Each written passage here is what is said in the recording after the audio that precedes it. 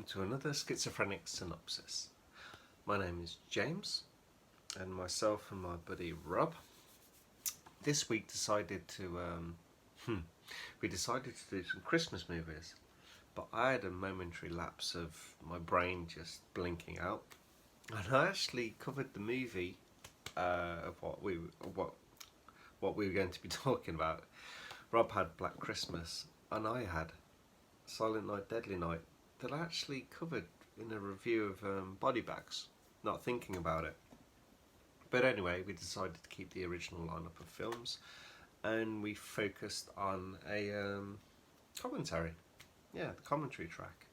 So like I said, Rob had Black Christmas, but I think he actually ended up watching two of the commentaries. One which was a rather fun surprise for him. But please watch his video. It's a really good one, a really interesting one. Yeah, so Rob kind of talks about some specific points on these commentaries, and I decided to jump in. Well, of course I decided to jump in, but I made a switch. I was actually, sorry, I've got some notes here. I had to write some bits and pieces down, make it a bit easier. But it was the one with Robert Brian Wilson, who's older Billy, and with the producer Scott Schneid. I really wasn't feeling it. It was, I mean, probably gave it about 15 minutes or so. Probably not really a fair crack at it, but it was just a bit clunky. I wasn't enjoying it. They didn't kind of fit together too well. So I put the second one on and hope it would be a little bit more dynamic. So this is the one with the screenwriter Michael Hickey, the composer with Perry Botkin. Love that name, Perry Botkin. The producer again was in this one, Scott Schneid, and the editor Michael Spence. Basically a group of old guys together talking about a film they made like 30 plus years ago. But it was good. So like I said, I actually reviewed this on Body Bags. If you want to hear my thoughts about the film, please watch that. Go and check that one out. It's only from a few weeks ago. And like I said, I'm just going to focus on some points. There's 9 points, I think, that I kind of picked up on that I found quite interesting. So I just wrote them down like 1 to 9. So the first one, which I thought was quite good, kind of amused me that it's like, apparently this was one of Quentin Tarantino's favourite films. I'd love to see this list of films that he has, because he's got to be so long, this list of favourites. But anyway, apparently he has his own print of this, his own private personal print. And there was a film festival in Austin, Texas, some period of time ago, and apparently himself and Robert Rodriguez, big fans, and they reenacted the grandpa kind of speech or monologue at the start of the film, which is actually really good and really creepy. It's really well delivered in the film. I can see why that's a personal favourite of like many people. And apparently they reenacted this for a film festival, which I had no idea about. Okay, the second one, which is, I think everyone kind of knows about this with this film, that is deemed as controversial, and one of the most controversial films of the 80s, but there was kind of a reason for this. And yeah, it was one of the most controversial because like, the public outcry and there's protests over its subject matter. Kind of ringing alarm bells here, what happened in the UK with the whole censorship thing and Mary Whitehouse situation. And well, basically what I mean, the link here is that people were kind of protesting, not knowing what they were protesting. I think what the problem was, they'd seen and heard of this Santa Claus killing people, and they're like, we can't have that. It's kind of, no, we can't have Santa Claus killing people. I mean, that's a bit hypocritical, because I mean, this film came out the year before, there's a few killer Santa Claus films. I don't think this is the first, but I think the problem with this one is when they aired the TV shots, daytime airing of TV shots of Santa killing people is never a good thing, especially for like parents seeing this sort of thing. So I don't know whose bright idea it was to put them out during the daytime, but that kind of fucked things up for them, basically. It really screwed things up. And apparently Mickey Rooney, he wrote a letter to one of the producers condemning it, which is quite funny. I've not seen this film, but apparently he's in Silent Night, Deadly Night Part 5, which is quite amusing. Bit hypocritical maybe, but oh well. So, yeah, it kind of worked. It was, so the distribution company, TriStar, they pulled it for a couple of weeks. And then actually, they pulled the all the advertisement for it, TV spots and everything, and then they actually pulled the whole film. And it comes towards the end of the commentary that explain a little bit more, but TriStar during the 80s was co-owned by 3 different companies, and one of these being Coca-Cola. When you think about the iconic Coca-Cola adverts at Christmas, it really wasn't a good idea. TriStar picking this one up maybe, because it's, yeah, you don't go against Coca-Cola and all their money, so that was probably a really big thing about why this was really taken off the market, so to speak. I think it was like Coca-Cola with their money. So number 3 on my list. So oh yeah, I didn't realise this. I like the music for this film. It's like, yeah, it gets you in that Christmas feel. It's kind of good. You have all these different cues of different. There's all this synth stuff, and like it's kind of building up tension with different like music cues and that. But the songs in that's like, yeah, really Christmassy. I like them. They're actually all unique for this film. They were written for this film. There's no like licensing thing where they had to like pay the rights and that to get these classic Christmas songs.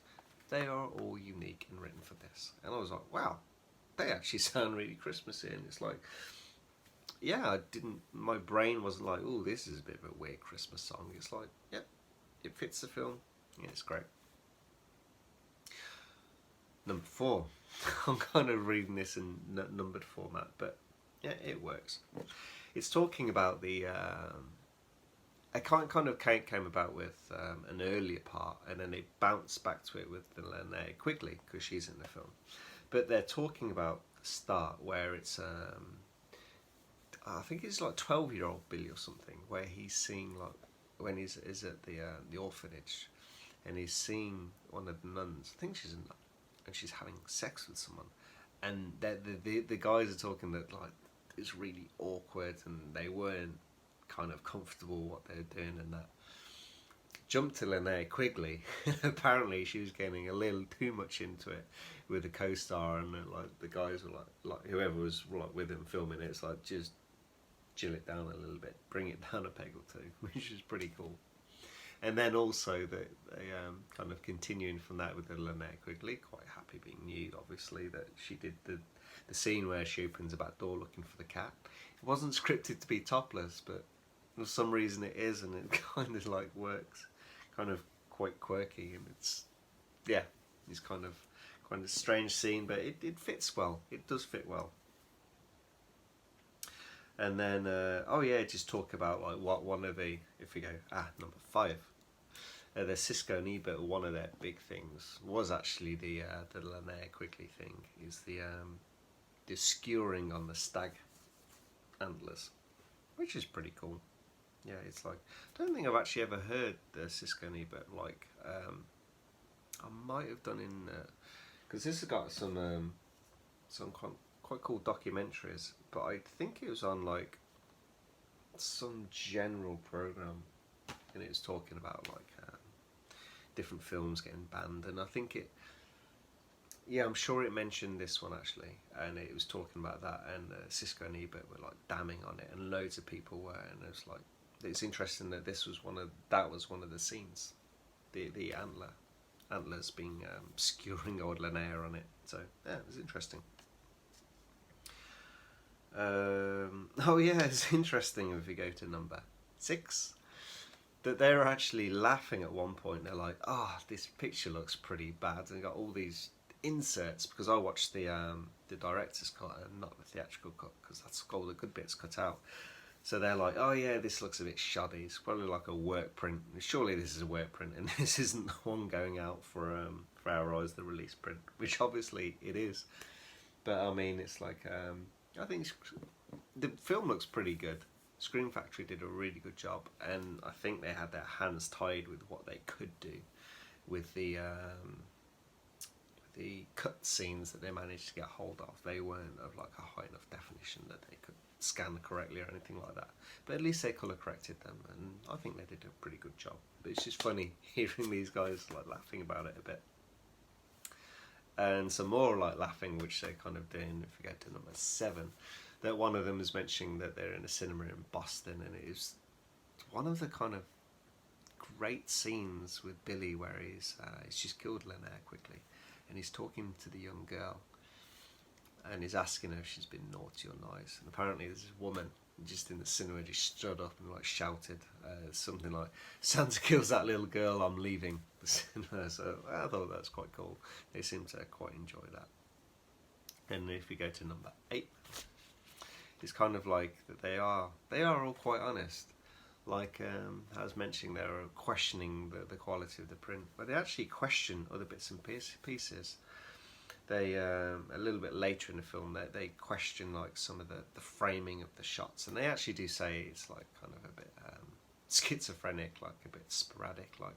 But I think it's to do, they mentioned, with the tight shooting schedule. It was like 30 days or something, but some of it's filmed really well and some of it is a bit not so good. It's probably rushed and things like that. But like I said, I like this honesty. And they're saying about some of the actors that they just didn't like them. Yeah, they question, are they local actors, that sort of thing. They couldn't remember. And that some of the scenes just don't work as well as when they're originally scripted and storyboarded. Like when the literally just the 2 policemen I've mentioned that they didn't like them. Is the bit where they see the Santa Claus rolling up, climbing up the window to the bedroom and climbing through. They run through the house and like go to like shoot him, but then realise it's the little girl's dad. Apparently that scene is meant like really tension filled and really well written, and the editing was kind of great, how it kind of flicked between the two. But for whatever reason, probably rushed, didn't have time. It didn't work on film, so that was quite interesting to hear about. Oh yeah, and this was also quite interesting. Point number 9. They kind of talked about it. Would this be blasphemous, this film? Because it's not really the best depiction of the Catholic Church and the Mother Superior. And it's kind of interesting. It's like, they didn't think about that. They were like, they just made the film. And it's like, they're asking like, how would this feel? How would this be today? I mean, they kind of skewed off a little bit. They were talking about just being slashers being made today and sort of thing. But I was thinking about that. And like you think of like the religious side. And I think it kind of really goes 2 ways. It's something that's always considered with films now.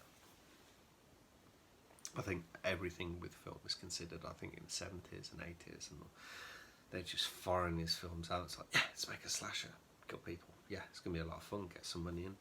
And let's make another one afterwards.